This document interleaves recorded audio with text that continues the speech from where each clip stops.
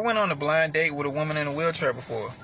And this wasn't my fault this time. Listen, everybody told me before I met her she was cool. They just never told me she was in a wheelchair.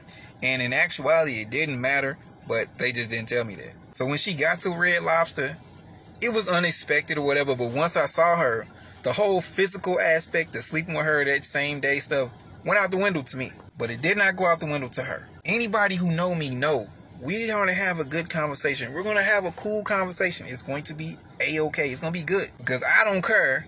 And you're coming out of your comfort zone talking about random things that you may not talk about with somebody else. So the conversation and dinner went cool. And I'm like, all right, the night over with. I'm about to go to the crib. She wanted me to come back to her crib. I'm like, all right, nothing. No big deal. So I go. I get there. She don't waste no time. I got there 20 minutes after her because I wanted her to be able to get to her spot without me trying to help and assist anything like that, because I know that could be annoying with somebody seeing you in a wheelchair or something. They constantly trying to help you. So I actually delayed 20 minutes before I got there. As soon as I got up to her apartment, she was like, so, yeah, you gonna drop them drawers? Automatically, I'm like, what?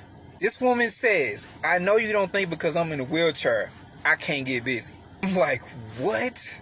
Now, this may come off insensitive. I mean, I'm warning you in advance. But I'm like, I'm about to flip your legs behind your head and fling you all through this. I'm about to bend you on your chair and then thrust you around your room. You just do not know. But my first response to her was, are you sure you want to do that? Because at this time, I'm like 26, 27. I'm feeling myself physically. I know what I'm capable of doing physically now. The Minuteman stuff is gone. It's out of there. Mentally, I'm that guy. So she's still wolfing. She like, you need to be scared of me because I go ham. And me, someone who's never done this before, I'm trying to like calculate how this is going to work in my head while she's still barking. Because now in my head, if you give me Guap Guap 3000, you're going to have to put the brakes on your wheelchair because I'm going to be pushing you backwards. Even better, put it against a wall because I don't want it to tilt backwards. Again, I'm thinking these things, I'm not saying it, but she's still talking big smack. She say she going to have me running back. I'm like, I'm going to have you rolling back. Then I paused because I realized I said something wrong. But she didn't even catch it. She was just like, go ahead, get naked. I felt so degraded because it was like, you're treating me like a stripper right now, lady. So again, I'm asking her, you sure you want to do this? Because I'm not going to hold back. I'm not going to hold back. I know there are certain limitations, but I'm about to beat this into a wall. And she would not stop barking. She was talking so much smack, the Rocky music started playing in my head. Because I'm about to hang her up and beat her like some dead meat.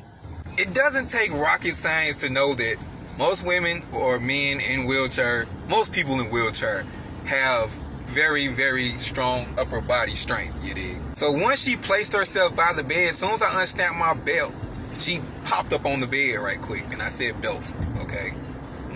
Again, I'm still kind of partially uncomfortable because I'm like, I don't know if she like ready or if I'm ready because I've never done this before. I thought the dead weight was going to be an issue, but it was not an issue to her. And she had a dress on. And then I found out how super freaky she was. She had a dress on. She had no underwear on. And this lady was talking so nasty. And it was like I don't, maybe it's something wrong with me, but I wasn't expecting her to be a freaky freak, okay? Of course, we can't do nothing from the back because, you know, balance or whatever. That's what I'm thinking. But nah, she was just like, nah. She had like a pillow under her stomach. And I was like, okay, you want back shots? Whatever. Delivered the back shots like UPS.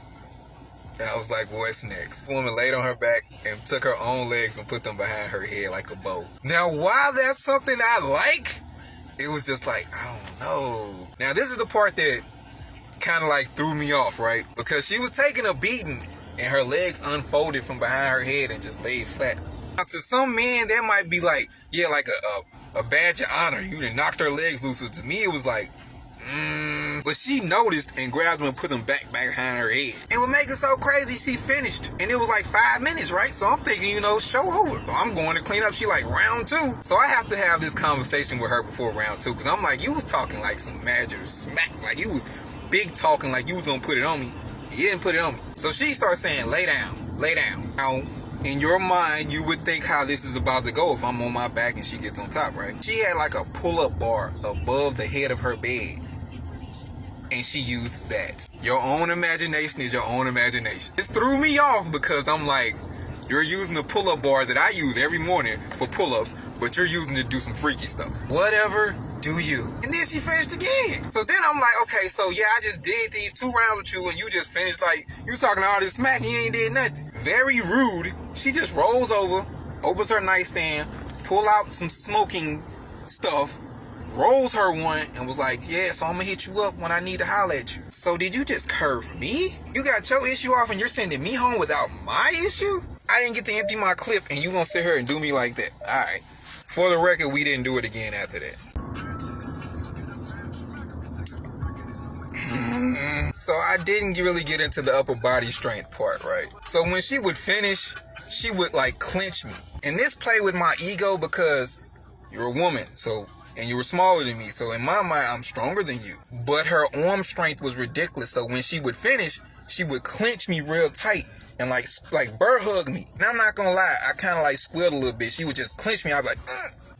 Like nobody in my family ever hugged me that hard. So it was like a little emotional. Like, she would be talking smack as she was doing her, but you ain't really doing nothing. I'm not making no more videos about this because the comment y'all see right above there it's too much for me right now. For the record, me and her still text off and on, but if you know me and you got my number, y'all know I don't really be on the phone that much, or I don't text that much. Once I shut down, I ain't calling, texting, or making no videos or doing nothing. But yeah, she does check on me, and yes, she do be trying to get that to pop off again. Here we are in 2022. I'm never doing it again with her. So if you ever see me make comments on other videos of women in wheelchairs and I'll be like, I'll do this and that, just know I really do it. Did I get to put her on her chair?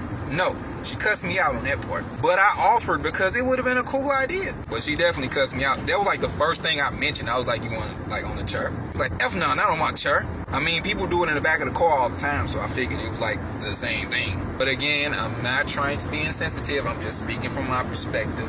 You dig? We done with this. This is over.